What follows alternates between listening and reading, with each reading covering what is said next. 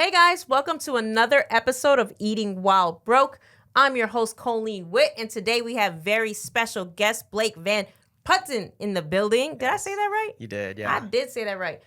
Owner, founder, creator of fashion house brand CISE is in the building. Yes. So I'm really excited to have you. I feel like I did the grocery shopping, guys, so I know what he's making us is extremely healthy and budget friendly. Yes. So go ahead. What are you going to have me eating today? So today we have overnight oats. Mm-hmm. Very, very basic, but the good part about it is you can get as specific and as curated as you want depending on your budget and how many you're trying to make. Oh, I thought this was like a yogurt parfait or something. It is. So the way it is it has a liquid base, which is going to be like the oat milk and everything that's in it, and then it has the oatmeals that absorb it, and then you top it with whatever types of like fruit and everything that you want on top of it. So you could get as intricate as you want. You could get as basic as you want. I'm nervous about this dish, but is this considered vegan? No, because the Greek yogurt? It could be depending on your ingredients, but I was using what I had in my kitchen. Okay, yeah. And you ate this when you were broke? Yeah.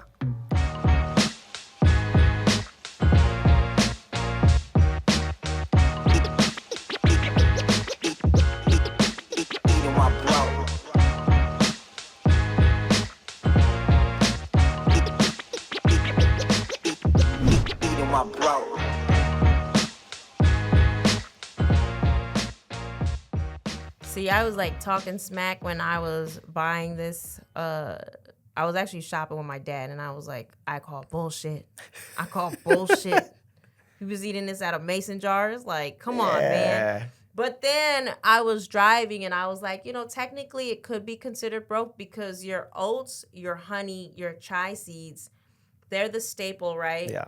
And I'm guessing oat milk doesn't go bad because it wasn't in the refrigerated section. So the only moving parts of this dish that you would have to rotate out would be the fruit and the yogurt. Yeah. So technically, I'm guessing based on this dish cost me about $45, guys, and that included the mason jars. So typically, I'm guessing this could be your breakfast for at least a week, and it would probably run you about $12 if you already have the staple ingredients. Yeah, and for a lot of it, you have a lot of this stuff at home. A majority of people have, my assumption is they have honey, they have oats, they've got some type of like milk or anything like that. They've got any everything. Milk can work. Yeah, any milk can work. I just like oat milk because it's a little easier on my stomach. Okay. But I've used almond milk. I've used 2%. Anything that's good. And then just like I was saying before, as you want to curate and make it more special, you can make it high protein by putting protein powder in it.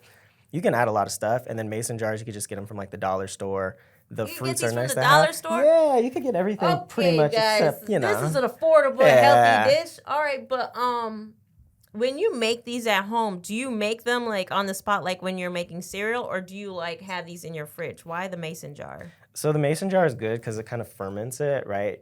I usually make them the night before. So planning a lot of them, I'll do my meal prep for the week. So I'll make probably about 5 or 6 of these in one go. So it's really, really easy to make. But that's not the night before if it's like... You can still make it like really quickly. It's just the flavor absorbs into the oatmeal the longer you wait. So it could be really dense and kind of just not as hard to eat if you're just like really in a quick like punch, but you can also make it and plan it out. So the meal that you make that night before, 3 days later, would be even better and even sweeter from like the fruits and like the honeys and stuff that absorb into it the longer you wait. I'm just genuinely curious. If you make it, say I'm like, I love this dish. It's fantastic. I'm going to make these at home. And I like to meal prep on Sundays. I'm a huge meal prepper, okay? Yeah. But my whole thing is consistency. Yeah. Like, if I make this on a Sunday and I go and eat it on a Wednesday, is everything going to be, like, mushy and slimy? It depends. If you go and put fruit in it and stuff, like, the fruit eventually can start to get, like, mushy and things. I'm the type of person that I can make something on Sunday and eat the same dish over and over and over and over. Yeah. If you want to make sure it's not like a crazy consistency, you can always put like the fruit in at the end. So when you're about to eat it, maybe just like garnish it and put it on top. I thought you were going to say the milk was going to make it nasty. All right, let's go ahead. Teach me how to make it. Yeah. I'm excited. Mason jar is out. Yeah. All right. What's the first ingredient? So the first ingredient, you want to put the liquid in first. A lot of people put the oats in first, but I find that it absorbs easier when you start off with the liquid. So Okay. Let's got see. the oat milk here. Show me how it's done. Yeah. You're making 2, by the way. Okay, perfect. One's gonna be a display. No, it's gonna be a take home. We're gonna shoot pictures with it later. Okay, perfect. But because I'm probably gonna like this dish and be like, this is amazing. All right, so we got the oat milk. You're gonna pour the oat milk. How much? So we do like half a cup. I like now, mason are jars. these big mason jars? Or you use the little ones at home? I use the little cheap ones that I just got because I got like 50 of them. I've got a whole bunch. Where'd you get them? I don't know. Because they were selling the little ones at Ralph's, and they were so cute. And I was like, we should totally get that. But it was like $16, and these mason jars were $3. And I was like, we're going with these bad boys. The funny thing about it is you get so many, and then you eventually lose the lids, and you eventually like lose them and put them in different places. That's the story of my Tupperware cabinet. Yeah, so this is just kind of one of those things where you have a whole bunch, but you kind of don't know where they came from. And as long as they're all the same size, you're good to go. So, all right. So we're not going to fill these mason jars, ideally, No, right? absolutely not. So it says the measurements on it, which is also like a cool little hack. I eyeball stuff in general, but I use pretty much half a cup. So it's like a 2-to-1 ratio. So the oatmeal is going to be twice of that. Are you going to use measuring cups today? No, I'm not eyeballing. No. Okay, eyeballing. Yeah. You eat this still to this day or no? Sometimes. Oh, you've evolved, huh? No, my stomach, for a lot of the most part, as I've done a lot more stuff of being more gluten-free and more considerate of it, as opposed to before, I could just kind of have the same thing every single day. So I have to be a little bit more intentional with what I'm prepping. So you can be like you, okay? Yeah. Oh, wait, you gotta make 2. Have fun. Yeah. All right. So what was going on in the time of mason jar cereal, whatever we called it? Second you added this milk to it, I'm nervous. I thought this was gonna be a parfait. It kind of is at heart, right? Mm-hmm. During this time, I was starting my business up, and I'm very, as you probably know, like when you start your business up, you're very hard on yourself where all the money goes in that you're making right back into the business. Exactly. So I wasn't investing a lot of it into anything else aside from strictly the business and the brand. So I didn't have that extra time where I was going to the grocery store. I go to the grocery store a whole bunch of times a week now, but before I was just, what do I have in my pantry? You go to the grocery store a couple times a week? I do. I go twice. But it's mainly because I forget to get everything the first time. Yeah. So nowadays, I'll just go, and I have a lot of this stuff at the house, so it's fine and it's easy to just put together. Mm-hmm. But when I was building my business out, I wasn't getting any haircuts. I wasn't like going outside. You didn't smell as lovely as you do today. Oh man, I was just strictly just deodorant and lotion. That's all I have. That's right now. Listen, it works. If it works, you know what? Works. I have a rule on every company I own because I've been an entrepreneur since I was 19. Especially after my first company, my second company, I don't take a paycheck until year 3. Ooh. I make it a rule. Absolutely not. Yeah. In year 3, the company has to have a really nice cash flow to budget for the year. I like that rule. Okay. Yeah. I can't cover all the expenses without another dime coming in for the year, then absolutely not am I pulling. And when I say a paycheck, I mean like it can pay the mortgage. You know what I'm saying? It's not paying for anything outside of like mortgage, gas, and car, you know? And then, typically year 3 and 4, by 4 or 5, you start to see, oh, she has a little bit of money. You know what I'm saying? But yeah, I feel like cash flow is the king and the life and death of a company. So definitely, like, you're pretty much working with like a side hustle and your business, but your side hustle is like a full-time job and your business is a full-time job. Yeah, exactly. And your lover and your boyfriend and your cousin and your whatever, there is no life. When I meet people that are entrepreneurs and they're like, I volunteer, I'm like, yeah, you're not there yet. Yeah. You're not there yet. Yeah. So pour some oats in this because we are going to eat during the episode. Of course. So the next thing is oats. So you're building CISE brand. How long has CISE been around? CISE has been around for 4.5 years right now. Jeez. Yeah. And to your point earlier, I think it's important to note that I am the same way when it comes to like paying myself for the business, because I would hate to be in a position where the business tanks because of my personal wants when it comes down to like a paycheck before just like waiting that investment in the future, right? So if I knew that I was out going, getting something crazy to eat for dinner and balling out the first couple years, year 3, we're no longer able to stay afloat. It's because of those personal reasons. I just like to kind of thug it out. Just make sure we keep your head low, keep the cost low. And you also get creative. You might start off and say, hey, I want to sell a couple items, but then you find out that you completely pivot, which is, that's what our brand did. We started with t-shirts and hoodies, and then we eventually made handbags. Oh, okay. You started there. Okay. Exactly. Okay. So. Now, you can multitask. You can do this. Every time he starts talking, y'all, he's like, puts down the oats. And I'm like, no, we still got to eat on this show. It's okay if you make a mess.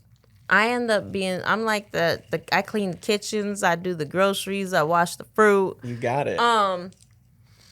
But another reason why I think it's important to skip payroll is, 1, yes, you're talking pivots, but 2, there's nothing worse than having someone that is working for you and they're not really making the adequate money, and then you messed up the cash flow and you technically can't pay them. To me, like, everyone has to get paid around me. Yeah.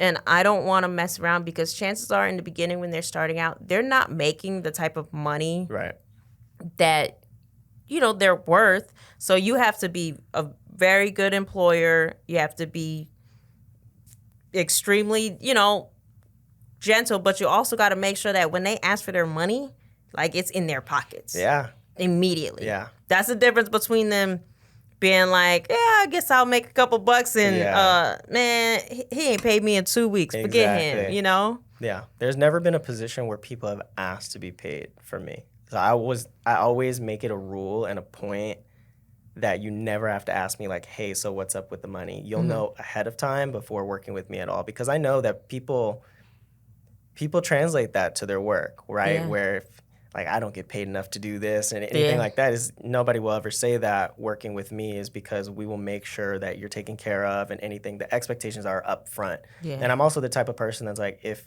we have enough payroll to pay for 3 people and we have 4 people on the team, I'll take that cut. Like, I'll take the 100% loss on that and make sure everybody else is good before myself. Yeah. Because I know I'm the one that cares the most about the business compared to anybody else. Like, anybody else who comes to work for us, they will love the company and love everything part of it, but I'm going to be the one that's putting all my investment in compared to everybody else. So what does CISE stand for? So it's definitely not your initials. No, it's not. I went to school at Howard in D.C., and at Howard, to CISE something in D.C. means to, like, hype it up. Yeah, just eyeball it. It means to hype something up, and part of CISE is to uplift and celebrate the Black community. So we CISE it up. That's what it is. And then I always write in all caps, so that's why it looks like an acronym, but it's not. Okay, so you CISEing it up. So you started with clothing. Yes, we started with clothing. Back in 2020, we started with the murder of George Floyd. We felt as if we were operating as an agency, and as an agency, we were creating clothing. So if you wanted to make something for, like, your show, we could create the start to finish, from the designs to the website to everything. We felt as if George Floyd was murdered. That's literally not helpful for us to just make, like, t-shirts for you guys. So we pivoted to be more for the community, and we donated to the first organization, which was Anti-Racism Fund. So after all of that, we came out with the first collection called Protect Black People, donated all the proceeds to different nonprofit organizations that were focused on celebrating the Black community. And this is around when George Floyd, so you was giving up a lot of money? All of it, yeah. And you just was signing over that money? Yeah. And so the devil wasn't like, hey, man, you should have would have cut it down to 70%, because during that time, I'm sure that was a lot of money. It was a dark time. I felt as if a lot of times where I felt so hopeless during that time. I would come into just environment of people not understanding what it's like carrying the burden of not knowing somebody and feeling the pain of his death and, like, his murder, that I just didn't know what else to do. And I felt like everything I was doing, I had a guilty conscience that I wanted to pivot, and I wanted to do it in my own way. So all of that money, it was never a thought to me about, how it could be a business out of it, it was really a side project. I was trying to do the agency side first because I was helping these Black-owned businesses with their production of clothing. So it was very easy because I saw other people involved in things, and I'm very much big supporter of if somebody's better at something, I'm gonna let them do that. Yeah, and there were different organizations that are very strong within the community that I'm like, let's just donate all the proceeds, because if I tried to start the organization up that's trying to help the Black community specifically, I didn't have the pillars and the structures that these other companies and organizations had. So is that why you call it a fashion house? Because you initially started as like a creator of clothing for different brands. Exactly. Particularly CISE, like in the Black community. Exactly. To help like build the branches out. If you think of an entity, and the entity like branches out where we have the agency side of it, we have the clothing side of it, everything around it is its own entity and its own face, where the fashion house aspect of it, we go beyond just like a t-shirt. We started with that in mind, but there's so much that goes into it. Even when we were talking earlier about what goes into like a $5 t-shirt versus actually construction of the shirt, from like the overall grading of a shirt to the fit of it, there's a lot more that people don't really think about, and I want that to be the business. So a fashion house celebrates where it's not just, oh yeah, we have a clothing brand. It's not just another clothing brand. It's focused on the purchase you make goes beyond the items that we have. We have statement pieces, but it goes deeper than that, and people can feel that in the clothing that they wear. So, but now if someone buys the Protect Black Women bag or the Protect Black People bag, do those proceeds actually go to CISE now, or do they still go to anti-racism? So that was a partnership with the organization when we first started with Anti-Racism Fund. Now we do a lot of contributions externally and internally for our proceeds. So a purchase of a CISE bag, the campaigns that we'll produce will hire like Black photographers, videographers, editors, producers, social media managers. The set and the crew will be like focused on the Black community. We also do like in-kind donations where we're working with organizations now within like Los Angeles and the US to help like uplift and celebrate the community. To date, we've donated over $60,000 in products to different Black-owned organizations and $80,000 monetarily to different orgs. So we take like part of the proceeds from the sales to do that, and then the way we operate, like our team is completely like Black-led, and just we focus on just celebrating and all in all building the community around us. Nice. Yeah. We got milk. We got oats. Yes. You want to stir it a little bit though. Oh, I gotta stir it. Okay. Just a little bit, so that way it can like absorb it. Do I really want it to absorb it though? I feel like I put way too many oats. Yeah, it's gonna be too much on the stomach if you're just like eating it. It's gonna be mushy. Nah. I have no idea what I'm doing, guys. You're doing good. All right. Do I have too many oats? Is it supposed to be this like this? You can always add more. Like if it's not working out, we can always add more oat milk. Okay. So there, mine looks all cereal-esque. Yeah. Just so you know, I'm not a huge fan of oatmeal. It looks like a little granola bar, right? Yeah, except for it doesn't have anything sweet in it. Yeah. All right, what's the next step? So the next thing that we'll do is we'll add yogurt. Some yogurt. That'll give it more of a... Is there a reason why we have vanilla flavored? So that way you don't have to add a whole bunch of like sweeteners and stuff. It gives it its flavor without having to like add a whole bunch of sugar and stuff that comes with it. Here, you want to use different spoons? I personally don't care. Oh, yeah. Just kidding. I care a lot. Yeah. Just in case I like this dish, okay? Yeah. Here. Oh, just use... You're using it just to... You're right. Look, I'm helping you, okay? Okay, so we put in a spoon? Yeah. 2 spoons? 2 or 3 tablespoons in it. Nice. Depending on your consistency. Do you want it more like runny consistency? You want it thicker? How do you like, if you were to choose? Thicker. Okay. I just don't want it mushy. Okay. All right. This definitely, I'm hoping good, right? For the, oh, man. Here we go. Okay. All right. Here we go. All right. What's the next step after this? We're going to add our garnish in here. So chia seeds. Chia seeds are really good for fiber and like digestive. Like when you have things like oatmeal and stuff, it's pretty heavy on the stomach, so it'll keep you full. And I just like to add a little bit of chia seeds in it. to get the fiber side of it, but they have to soak up in the liquid. So I just add just literally a third of a tablespoon in here. Just a little bit. Because chia seeds can get kind of crazy. Crazy as in mushy? Yeah, mushy. Or you'll be on the toilet. Kind of both. It gets a little crazy. Shoot. Okay, hold on. Is that enough? That's too much. We bought this big bag of chia seeds just for this. I could have brought some from home. Bruh. All right, is that enough? Or do I need to put less? That's good. Okay. That's good. I'm going to end up in the middle of the interview talking about we got to go. All right, so we got the chia seeds on the Greek yogurt. What's next? Love it. So fruit, honey. Now you add stuff on top of it. The honey makes it a little bit sweeter too. Hell yeah. Let's do that. You know?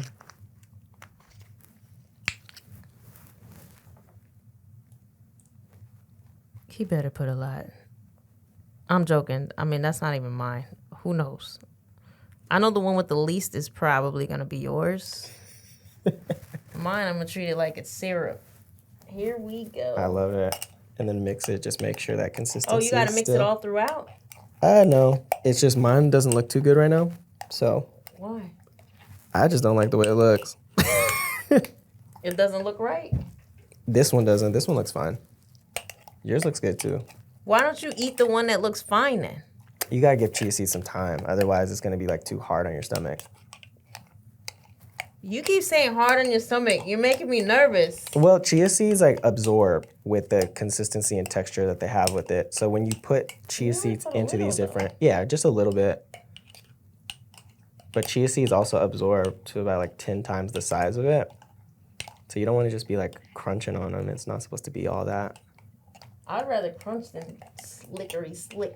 No, it's not gonna do all that just because you got like a little teaspoon of it. Okay, this looks like, is mine supposed to look like soup? You should probably put like a little bit more oatmeal in it. Oh.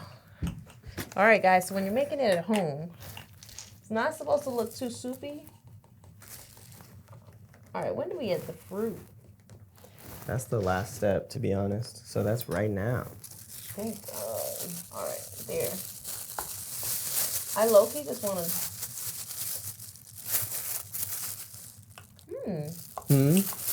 Like or hmm? It's pretty good, actually. Okay, there you go. The cool thing about the fruit is that the longer you let it sit, so if you're making them overnight, the fruit, its natural sugars go into the oatmeal. So it's good. It's pretty good. It's good. Is it good because of the honey or the yogurt? I think it's just a culmination of everything. What I like to do now is when I do make it, I'll add a protein powder in it. And the protein powder I have would be like either like a chocolate or like a honey protein powder. I'm not going to front. This is pretty good. It's good, right? As long as it doesn't get too soggy, I'm with it. Yeah. All right, I'm not going to be all fancy with the gloves right now, okay? No judgment. No judgment. All right. We got the little fruit in there. Yeah, you got the fruit. I thought this was going to be a yogurt parfait. Yeah, that's why I said kind of, right? Because it kind of looks like it, but it's also not. So are we supposed to smash the fruit in there? You can. I don't like that just because it's like, what am I eating? But let me see what yours how do you looks like. It? Yeah. Oh, yours looks... I put way too much. No. It's cool. All right, let me see. You know what? I could get down with this, but I would never meal prep this. Because I'm afraid that it would be mush. Yeah. It's good. I like this. It's probably chewy because I'm not trying to let it soak. But I like it. Yeah.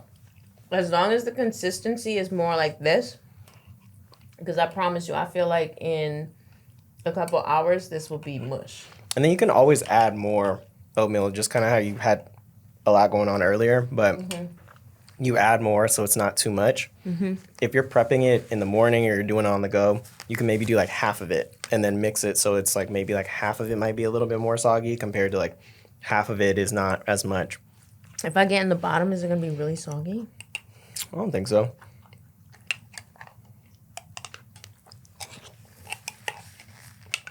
Honestly, I'm impressed. See, you were questioning it before. I was questioning it the whole time. Mm-hmm. This is really good. And I would make a lot of them at the same time because you can just have it. Some people like it a little bit runnier. I don't because I like to have a hearty feeling if it's if we're looking like a breakfast and stuff. Mm-hmm. I like it to be a little thicker. And why do you like the oat milk with the yogurt? Is there a reason? If someone wanted to just do it with the yogurt and the oats, would it work? I feel like it wouldn't be as good. It would be like a little harder. So it's just like eating dry oatmeal. I love it. Yeah. I love it. I don't know if it's because I put a lot of sugar in it, Hey, honey in it. I mean, it works, right? You know? It works. It's a definite win for affordability. Mm-hmm. If it tastes, and I guarantee you I won't be hungry. Yeah, it's definitely filling. And you have a lot of it. You don't have to eat it all in one go. You can always add more to it. The fruit are just amazing in it. And people will put like chocolate chips and stuff in it. What? Yeah. But it depends on what you're trying to do, right? Like when I was first starting my business, I didn't have all those chocolate chips and all that stuff. I wasn't like baking cookies and doing anything crazy. So you were eating this? I was eating this, yeah. During the pandemic? During the pandemic. You didn't try to did you get unemployment during the pandemic? I did, but like you was like, I'm later putting into that it. into CISE. Yeah, like especially just from like my livelihood perspective, it wasn't. I'm also a person of habit. So I'll eat this and I'll just continue eating it until I just get sick of it and then I'll have another obsession. Not me. Not me. You want variety? It's weird. I'll meal prep for the week. This week it's Branzino. Ooh. Let me tell you something. Someone better email me if you're listening to this episode about how to properly cook Branzino. Man. Because when I go to the store, they cook it in a way where it's really soft. Yeah. But when I cook it on a very low heat in butter. Now, I do add a lot of flavoring, so mine is like, tastes great. Yeah. But I can't seem to get the Branzino to be soft without going dry. And I don't know if it's because I'm paranoid, because some parts of the fish don't look fully cooked. Yeah. You know? It's like it looks cooked, but it doesn't look cooked. Yeah. I'm very big proponent of overcooking it instead of undercooking. That's why I say, like, when you try it today, like, if I'm like, yo, try this Branzino, you're going to be like, it's good, but it's a little dry. But then I'll go to, like, a restaurant, and they make it perfect, and I'm like, what the fuck are you doing? Yeah. Can someone just tell me how to cook Branzino? Man, I went to this restaurant when I was in New York for New York Fashion Week, and they had this Branzino. It was the best Branzino I've probably ever had, but it was on top of this dish. It was boiling in a stew the whole time. So it was still cooking while all of the juices inside of it were kind of marinating it. Where was that at? It's a place called Fish Cheeks. Fish Cheeks. Yeah, we need to go hit up Fish yeah. Cheeks. I'm going at the end of this month. That's the best one. That's the best Branzino I've had. Really? Yeah. That sounds really good. It was really good. I love me a good Branzino, but I still haven't perfectly mastered cooking it. Yeah, it's the art. Yeah, it's the art. I know it's a low heat. It's got to be a low heat. Yeah. Question is like I always get nervous. Like it has to be cooked. Yeah, it has to be cooked. You can't have the undercooked. But you see how they make it in the restaurant where it's like just the perfect texture, and you're like, what are you doing? What are you doing? Like, is it like the type of butter, or because you got to be cooking that in a butter? I would imagine something like that. Like probably covering it and doing. You think covering it? Maybe. I was thinking that yesterday. Like I should probably be covering it. Maybe. I don't cover it. That's well, you know, one part of it's gonna be really good, and then the rest is like okay. I love me a Branzino. By the way, guys, shout outs to Trader Joe's, because Trader Joe's sells Branzino. Oh, really? With all the bones out. Oh, for real? Fillets in a bag. Ooh, I had their cod. I didn't have the Branzino. Oh, I don't. You know how to cook cod? I try. We talked about burning stuff. We'll try. I'll try it once. He's like, I'll try it. Yeah. Okay, so let's go back into CISE here. You can slide all these ingredients over. Now we know we could make affordable, healthy meals. Exactly. So take me back to CISE. Yeah. When did the bags enter the picture? The bags entered the picture a couple months after the first collection we came out with. So the first collection, we donated all the proceeds to Anti-Racism Fund. And then I just remembered I have a background in finance. So I used to work in New York, and in New York, I did project management, and a big thing people cared about were watches and purses. I knew that the way that somebody cared about like collecting, you were even talking about like cars in general, the way people... I love me a watch. I was trying not to say it because I'm broke, so I don't have the Rolexes yet, but I dream of Rolex all the time. And I think that that's the feeling I want people to have when they have my products, is that it's the... even if I'm not buying something immediately, I want to aspire to have that, or I want to be around that. It's not just the status symbol, it's like the acquiring. It's you look forward to it. So that feeling and seeing people, I'd see people get so excited about the handbags, and I didn't understand it at first. And I said, I want that same feeling with the clothing that we make, especially with the messaging we make, because the messaging we say says, protect Black people, protect Black women. Those are statements, and when you think of the messaging that you have from that, it's very easy for the messaging to get carried away if the branding is not very intentional. Yeah. And I think a lot of times when you look at like I Heart New York t-shirts, people slap that on a whole bunch of shirts. You don't know who originally started it and then how it became what it is. And I don't want that for the brand. I want it to be like, protect Black people, how, this is the brand of CISE, this is how we do. So I translated that over to handbags, and I wanted to do an embossing effect. And with the embossing effect, that way it's not just like a big, bright, screen-printed design. I want it to be something that's still subtle, bold, and stands out with the brand. It definitely stands out, yeah. Yeah. I'm like, damn. Yeah, I love it. It's right there. Exactly. Out there. So how hard was it to do that transition into bag? It was interesting. A lot of my community didn't believe in me making them. So at first, my friend was like, you don't know how to make handbags. You're never going to be able to do that. Is that friend still your friend? Yeah, he is. And this is, shout outs to JB. Damn! Damn, JB. He put funny. you all the way out there. Okay. He's very still animated. your friend. I don't know if he's going to be your friend after this interview. No, it's funny because he always like, there's absolutely no way this can work. This is the dumbest thing ever. Like, there's no way that you can do that. You are really throwing this man under the bus. But as the brand started to build up, he would call me and he's like, I just saw the release that you did and I've been doubting you all this time, and I'd just like to say I'm sorry. Everything I've doubted about you making this, like, you did it. He's like, now when you call me, you could say that you're making tutus. And I'm on board because I know you're going to do it. Yeah. So when that happened, he would call me for every release. And it was so funny because he would call me and be like, I just didn't think that you could do it, and you're really doing it. Wow. He bought his family bags. He bought like everybody around. Oh, this is a good friend. Yeah. Okay. So it's not Shout one of those origin stories. Yeah. But I'm the person that's like, when you say I can't do something, I'm going to go out of my way to try to figure out how to do it. So he's a really close friend. He's a close friend. friend. So when he said it, you were like, all right, so the challenge, mofo. Exactly. Okay. Exactly. Thank you, JB, for your contribution towards this bag that we all now can celebrate and rock. Yes. It's because of you. And Blake, it's possible. Yes, and then my other best friend, Vernon. So Vernon was like, yeah, don't listen to him. You can definitely do it. He was a very big proponent. When we started as an agency, he makes grooming products. And with his grooming products, we made hoodies with like satin lining on the inside to be protective hair. He was one of our first clients. So as we were starting to like produce clothing for him, because he's focused on grooming, he wasn't focused on the apparel side of it. He's like, you just need to do it. This is something that's like might not be in your wheelhouse, but you can learn it. Take the steps to it. So Vernon was like my crutch in terms of like, oh, do you think that this is a realistic thing that I can accomplish? And Vernon helps a lot with like the thought and intentionality for programming for me.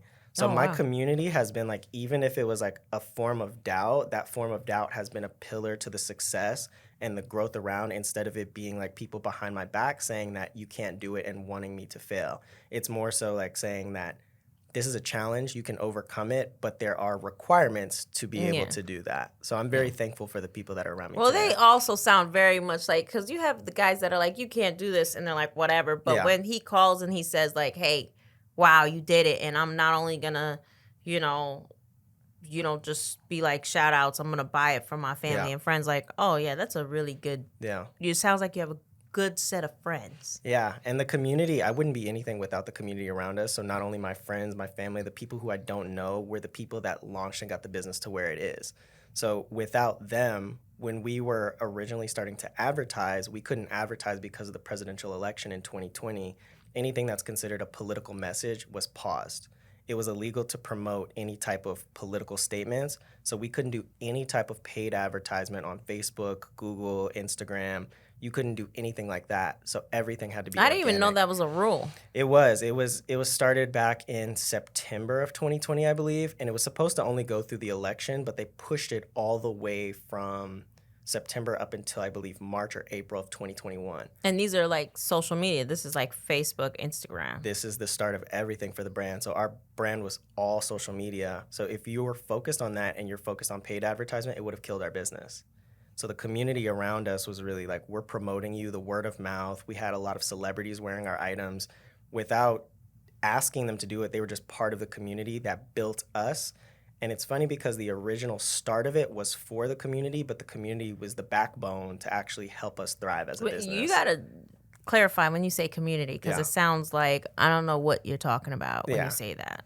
So community to me would be the people I work with, the customers, it'd be family, friends, anybody who's in charge of like having opportunities to be on a show like this. This is like community to me. And I think community is somebody that wants you to be around in any type of environment they see fit. So that would be, if I can see success in other people without any benefit, that's community to me. So if I were to say that, oh, do I know a good show that I want to invest in? I think of your show, I would be like, hey, look at this show. This is a good opportunity for me. I might not get anything out of it, but because you are there for me, that vouch is the community. And people would buy these items, buy the handbags, and be like, regardless of if I know you or not, this is what I stand for. This is what I represent. I'm part of the community. And they're posting this, and they're like integrating in any power that they can to like support. Oh, okay. Yeah. That's amazing. Yeah. So even though you couldn't advertise, the community was the one that really built the brand. Yes. That's awesome. Exactly. Now, take me back to like the very beginning first steps. You said you had a background in finance. Yes. So let's backtrack a little bit. Yeah. Okay. What's going on there? I used to study supply chain management. Before going to Howard, I did a lot of t-shirts, and I had like a brand where I was creating t-shirt screen printing and doing a lot of that, and I was doing international design. So with that, I was creating varsity jackets, t-shirts for fraternities and sororities on campus.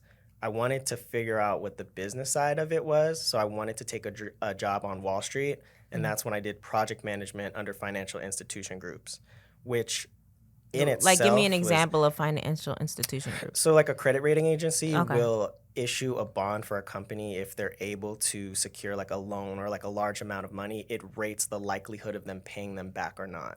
I was doing the operation, data, and control side of it. So any of the operations internally within the company, I was helping them build that out from like a project management side of like saying that you guys need to do this in order to succeed. Here is what I was doing. I was learning the business intricacies of how to build the business and how the corporation was running from like a day-to-day perspective. That's a lot. Yeah. I think that's the first time where I almost would need us to go off camera and break that down. Okay, that's a lot. I'm not even gonna entertain how integral that just went down a hole that it's almost like you're speaking Chinese. But okay, so you're in this line of work, and then what happens? I broke my ankle.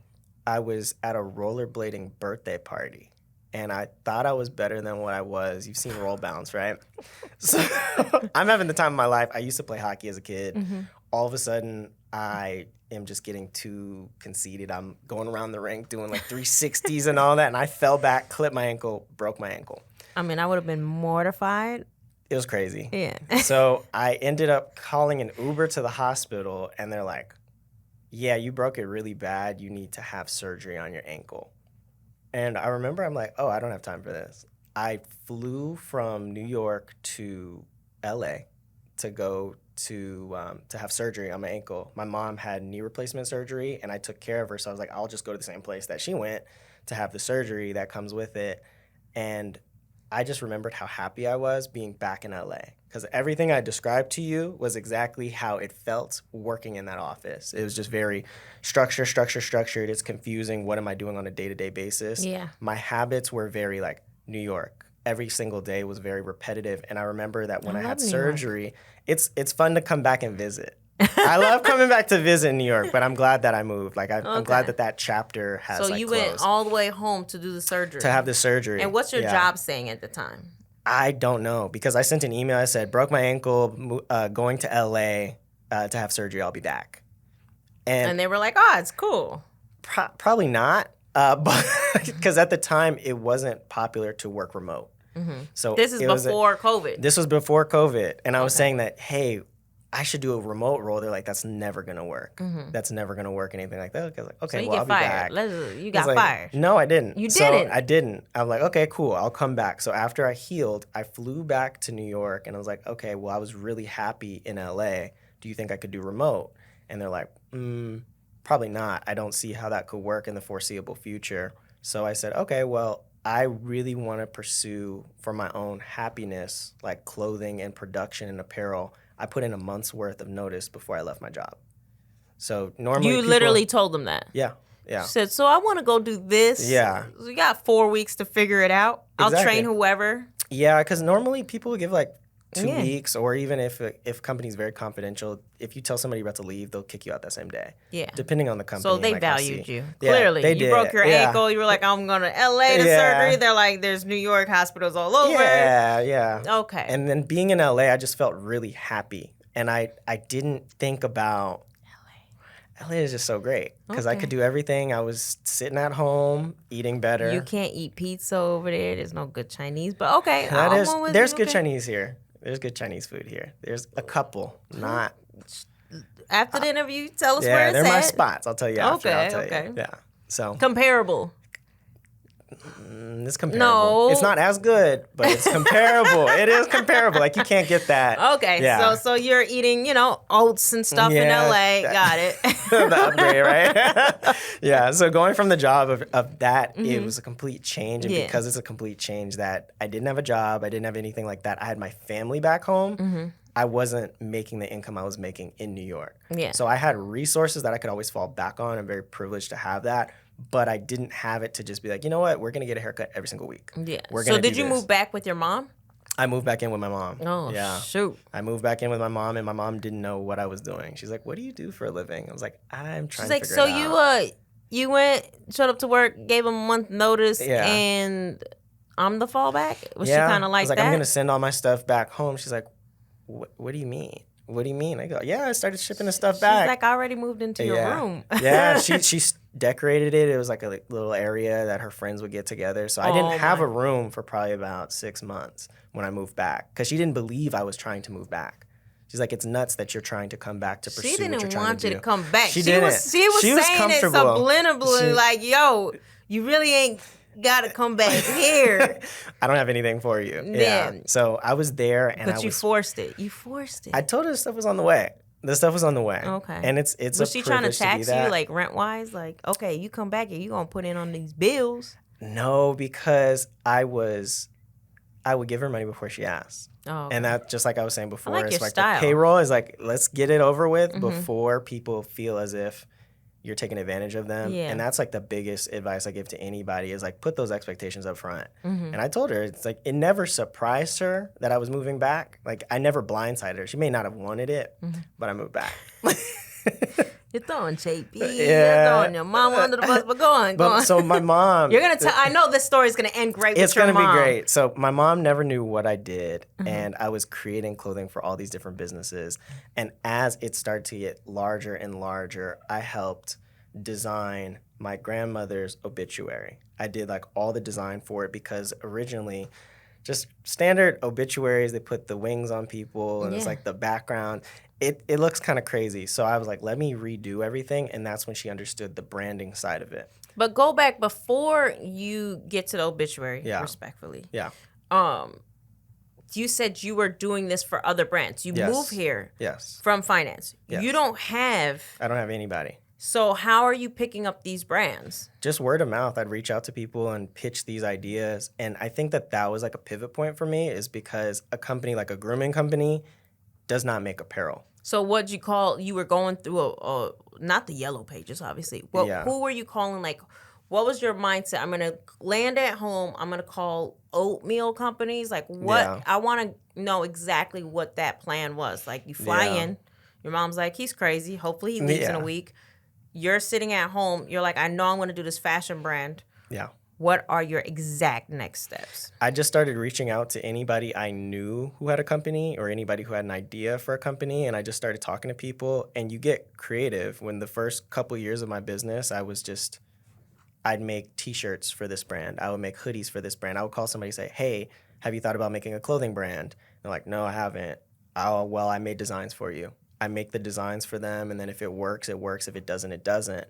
And I think that was a turning point for me, is that with the murder of George Floyd, it showed that the clothing that I would make for another business may not be conducive as a Black business to support them. So making T-shirts for a grooming company was not helping them open up a new stream of revenue. It was just kind of like a side project for them. So I wanted to, instead of it being like we're trying to solve the problem for businesses that they never had, I wanted to pivot it and use the intention that we have with our branding for the clothing, and that contribution would give back to the organizations around us. So you're physically designing, though? Yeah. You, not outsourcing? Designing, I was making the websites, I was learning how to code. I was just doing anything because I just wanted to be involved. And then I realized that as time progressed, what is the intentionality behind what am I doing with these businesses? And that's refining it from business to business to consumer. And that started the brand of CISE as a clothing brand. Okay. Now, going back to the grooming. So you call me, grooming as in pets or grooming as an adult? Like beard. Okay. Yeah. Grooming beards, you're like, hey, man, have you ever thought of apparel? Absolutely not. Yeah. I groom beards, you know. You're like, okay, well, let me shoot you some ideas on some designs. You see sees the designs. He's like, that's great, man. You know, as a business owner, he's going to say, how much is it? It's great. Maybe I will consider. Who knows? Maybe someone will buy it. How are you even coming up with the numbers on what to charge them? Or is it like, I'm doing this pro bono. If you're in, this is the package that you get with it? Oh, I'm making it up. I'm making it up. I would lose a lot of money when I first started, because sometimes it'd be like, I wasn't charging for my time. Mm-hmm. So if I made all these designs and like, oh yeah, but I don't have the money for it, I lost the time on that. Yeah. So it doesn't really matter. But then I would charge, I'd be like, hey, maybe this could be like a couple $100s I'd make. Mm-hmm. Or maybe this would be this. I would lose some money on stuff. I would make money on things. And then sometimes I started to realize that with business, there's always an extra expense you didn't think about. Of course. Where maybe we need to fix the spelling on a sweatshirt, or we need to change some things. The size and the fit doesn't work. I'm just trying to figure it out, but I wasn't trying to take on too much that it would become a problem for me. Did you have a fat savings? No, I didn't, because I just spent a lot of my savings on my surgery. So a lot of that was Bro, you are high risk. Yeah. I would have never taken you back. If I was your mom, I'd be like, you can come to LA, but you just can't stay here. Exactly. That's high risk. So how long did you have to stay with her? I was staying with her for about almost a year, but 6 months I was on the couch in her house, and I was just doing designs and building stuff out. And then one day I was packing orders. She was trying to stay strong for you. She was trying to, but I heard about it every day because I used to work in the kitchen. So I had like a little desktop set up in the kitchen. She'd come and cook. She's like, what are you doing today? What are you doing today? I'm like, I'm designing. She's like, please go back to work. So, but eventually she saw me get a lot of orders. Where's your dad in all of this? My dad unfortunately passed when I was in college, but he was always like an entrepreneur and had his own businesses and stuff like that. So she always supported that. That's something that she's always known. Okay. So George Floyd happens during the pandemic. For the first time, I'm going to say this is going to sound terrible. Shout out to all my white fans, but you know, white America started paying attention to something that's been going on for years. Yeah. Right? I really blame sports for taking a knee. Because I think if we had sports during the pandemic, George Floyd would have been another, you know, because it was happening. This was happening happens every year for Black people. It's the norm for us, right? Yeah. But for white America, I felt like to really take it serious, it took the whole world coming to an end. Yeah. For them to be like, oh, damn, this is crazy. And it's like, yo, it happens every 6 months. It happens all the time. Yeah. But so this huge thing happens. You know, at this point, I feel like I become numb to it. Yeah.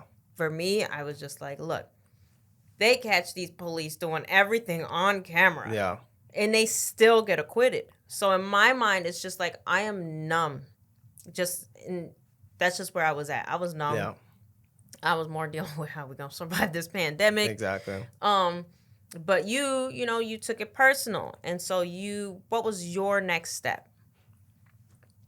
I think that it's always happened within the Black community, just in terms of anything from segregation to like discrimination. Like, that's the reality of being Black. I think that there were a lot of organizations that were built in response that kind of forced the hand to make change, right? Mm-hmm. So with 15% pledge for Aurora James, she started an organization to force corporations to do 15% of their shelf life for Black-owned businesses and stores like Target and like all that. Oh, so wow. There was response from that. One of the organizations we worked with, Walk Good, they started as a wellness company. They started as a wellness company to host different events within the Black community, from like meditation and everything like that. And I think that my reality is that everything I was warped around, whether it's having a Black-owned business, we're working with companies like 15% Pledge. My wellness and my mental health, we're working with companies like Walk Good. Everybody that I kind of surrounded myself with, that's what built the business. So it's really something that was, the trauma was translated into something that's a little bit different than what any of us could expect. And it was a weird paradigm and the shift between how people are acting in the situation, where I had random white people calling me every day, like, what can I do? How can I be involved? It was a weird time. Right? Yeah, it was a weird time. It was like the first time they like heard the cry. Exactly. And it's give and take, because it's good that the conversation is happening, but like, at what cost is it? It takes all of this to happen to be in response to what we're building out. But it was something that I think the organizations did a good job in leading how people should handle these situations, right? Like, instead of it being like the black square, everybody posts the black square and like, now that solves racism. It's like, no, that's not. You can post the black square all you want, but there were companies that were tracking. Yeah. You said this is the commitment you're making to these Black-owned companies and these organizations. We're holding you to it. And I think that was the start. There were companies behind doing, like, actually tracking it? Absolutely. I think that 15% pledge was really big on that. That was huge, yeah. I think Anti-Racism Fund was good for pillars for organizations within the community. I think that that's kind of before cancel culture, I think that was like the accountability of people boycotting businesses if they weren't standing next to the obligations that they were promising to their consumer. Yeah. And I think that was the reality that we were living, is like, we're tired of spending money on these places and people that don't value us. Yeah. And enough is enough. Let's change that.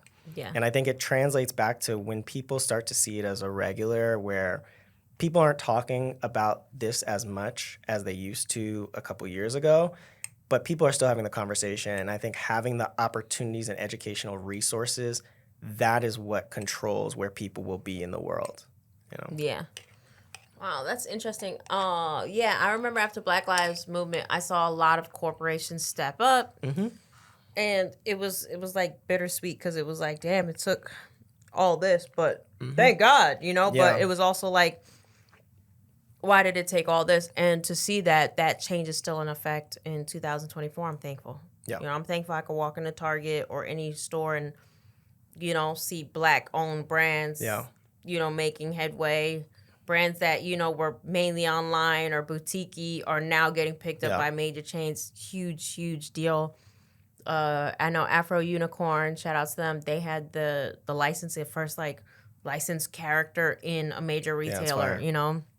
And it was like a Black unicorn. Like, it's brilliant, you know? And now, even when I go shopping and I see a white one, I'm like, there's a black one somewhere around here. It's like, the Black you know? Santa. We always the Black Santa. Yeah, I know, I'm gonna say this, but like I tell my dad all the time, like, you know, this is the first year I've actually registered to vote. Oh, good.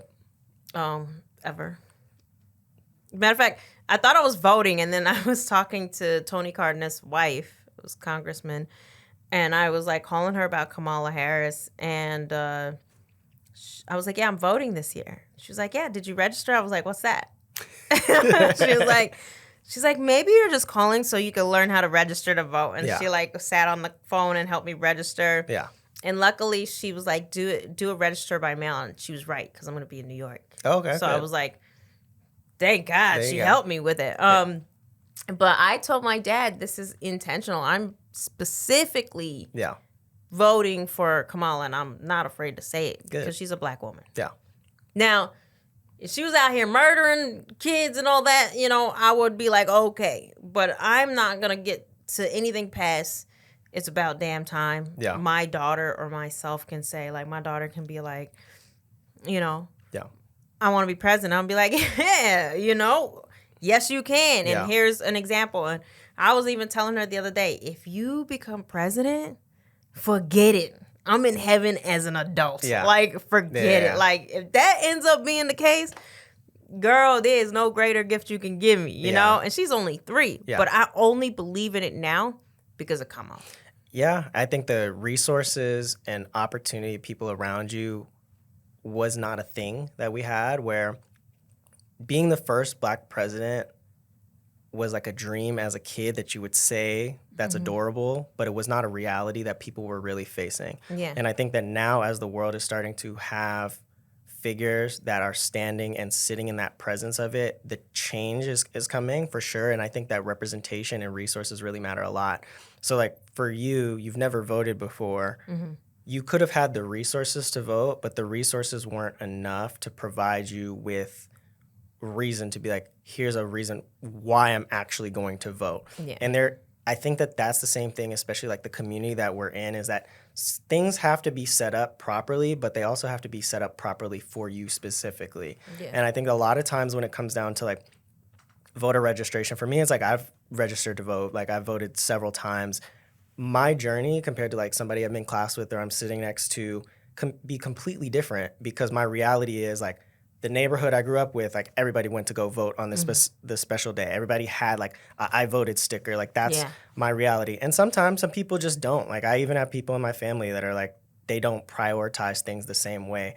But I think between having more resources, more role models, and more people that are actively like getting on platforms and speaking about it, it's a really, really dope thing. And then the things that we're instilling in kids and we're instilling in the next generation is more so not like, this is a dream that could possibly happen. It's like, this has actually happened. The statistics on it compared to like everybody else is lower, but it's still an opportunity. Whereas like I'm so used to, even when I was applying for colleges, my college advisors were like, don't apply for this college because there's no way you're going to get in. Don't apply for this. Like, instead of maybe there's an opportunity, that opportunity of like slight possibility, even if it's like less than 1%, if it's there, I think that is what allows people to really just be dedicated to stuff around us. Yeah. So. But I also think that like one of the other reasons why I ended up voting or registering to vote was I actually had Congressman on the show. Okay. And he broke down like how he was able to win his first like electoral race because he was reaching out to the brown community. It was like Latinos, people that like the other competitors weren't even wasting their time. They were like not even wasting their time. And he like was able to articulate like what happens when you don't vote. Yeah.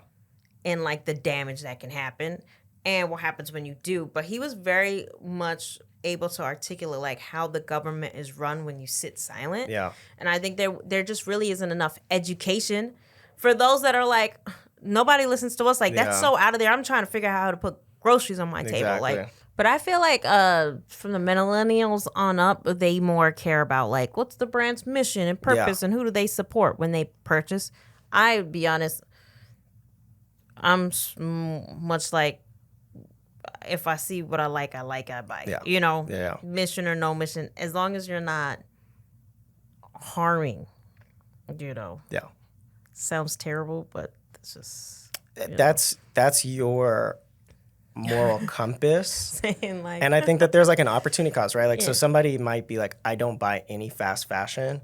To not buy fast fashion is expensive. what's like fast fashion? Like Fashion Nova? like Shein, Temu, like any Okay. company that exploits workers in exchange to make goods cheaper.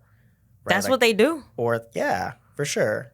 Oh. Like to make clothing from fabric perspective and like working, you cut costs, and like how much cost can you cut before it starts to be like lower quality or somebody else's livelihood, you know? And that's the conversation you have, is that if you're like, I no longer support any of these brands, you have to have the money to pay for that. Yeah. Or you need to find some opportunity. And I think that there's a give and take. Just like a business being sustainable, like we have products that are sustainable, but the whole business to be a completely sustainable business requires a lot of effort for that specifically, that might not be, it's like a give and take. My prices may be higher if I were to like source packaging from somewhere else to be like completely sustainable and biodegradable, as opposed to like, this is like packaging. Maybe we are focused on tissue paper that gets thrown out. We don't really care as much on that. It's a give and take. And I think a lot of times with apparel, the reality is you wear clothes every day. Yeah. So people aren't being like, oh, I don't support this and all that. Like, go to the liquor store, get a T-shirt and all that. Like, you spill on it, what are you going to do? Oh, now I have to go buy like a high-end brand. It's very difficult to get like in the weeds. And I think that we are so like very big on like, I want a company with a mission on it. But I think that having a brand with the beliefs of it and understanding that if you are purchasing like cargo pants for my brand, aside from a bag that says protect Black women, you know that the same effect is still happening within our brand, is because our contribution, aside from being like, we donate X amount from the sales of bags, it's like our brand is focused and mission driven for this. Yeah. It makes it better. And there are some people that purchase the brand not because we're Black owned, but they like the messaging. Everybody's intention is different. And I think that when you understand your intention behind it, and like, I don't shame people because I don't know the full extremity on what it is. Like, some people, they might be like, I wear a $3 t-shirt every single day. There's my one outfit. I don't have anything else in the budget for that. People have kids. All my money goes towards my kids. You don't know what people are going through, but I think that when you know what your moral compass is, and I think that not everything needs to be like a moral and ethical decision, but like where you decide to put that. Like, maybe my moral compass for like my tithing goes here, and maybe it goes to that. But not everything needs to be like a dissertation or like a deep dive in it. And I think that we make things a lot more than it actually is. But it's interesting. It is interesting why people purchase that. When it comes to CISE, people can purchase your clothing and your bags online? Yes. And where else? We're currently only online. So the goal right now is to be into different retailers. Yes. And prior to us recording, you said you wanted to be in specifically 2 retailers. Yes. Go ahead. So I want to be in Saks, Nordstrom, Bloomingdale's, places that I like to shop and everything. And I also want to be in local boutiques. I think that being in boutiques is really cool because we know some of the boutique owners, and being in those spaces that you shop is really cool. And it's part of the community that helped build us around. Yes. Your price point on your bags and your clothing is... It's on average. A canvas tote bag is $40. The handbags are between $150 to $195, depending on the material and the size of it. And you have a cool card wallet? Yeah, we do. We've got the Charlotte card holder. I feel like, what was that price point on that? That was $40. It was? Yeah. Was it? Yeah. Was it? Why do I feel like it was a lot more? That's good. Is it only 40? Yeah, it's 40. Yeah. Okay. But you want to be in, but you don't want to, why would you not consider like, because those price points, you could be in like a Target. Yeah. Target, I would say Walmart, but I don't know if any, Walmart counts. But why would you be opposed to going inside a Target? I'm not opposed to it. I think that there's a way to curate it, right? Where if you look at a company like North Face, North Face has the purple label, and that's their Luxe line that's only in designated locations. But they also are in places like TJ Maxx and Marshalls. Is that like how Guess by Marciano is, like Guess? Yeah, there's different branches in each one that comes out. Would you be opposed to that? No, I'm not against it. Okay. Yeah, so. And then where do you see yourself in like a couple years? I see it I see CISE as a big brand that houses everything, where either we have ownership or we work with direct companies in things that we don't specialize in, right? So for a media company, we're not a media outlet, but it would be really cool if we work with a Black-owned media company to have... Oh, like us. Exactly. Okay, you know? okay. To So have what? we wouldn't take the ownership of that, but we know that it's like, okay, if we want to have a show and an audience of people, we can now be a supporter of your show. If people wear clothes, like we could make the clothes for this show, and that would be like something that would be part of it. We can make and be big with now the people that come in, they have an awareness for programming. We have hosted events, but there are other companies we work with to be part of it. So being an entity that's like ancillary and supports other businesses is really the goal. And to sit in these big retailers, we do want to have our own brick and mortar store, but I do want it to be like, this is a luxury upscale business. Those are like heavy hitters and like Saks and Nordstrom that are sitting there. We are also in an everyday accessible company like a Target. I want to have those and like curate it tastefully to be able to be like all in all. How hard is it to get in a Saks and a Nordstrom's? Like, have you made the calls? What does it take to get in there? It takes a lot. I think that when you're looking at companies nowadays, people are very digital. So you can be on a website like a Macy's. Macy's will have a program where you can sell and never be in their physical store.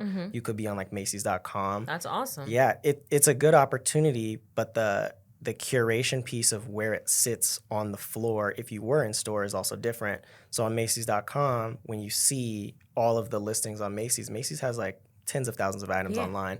Where's your brand going to be? And if somebody's just like, let me just see what I can get from Macy's, and I go to Handbags, how many companies do you know make handbags? So I think that the curation piece on it is like more intentional to be in store, which is what we thrive for.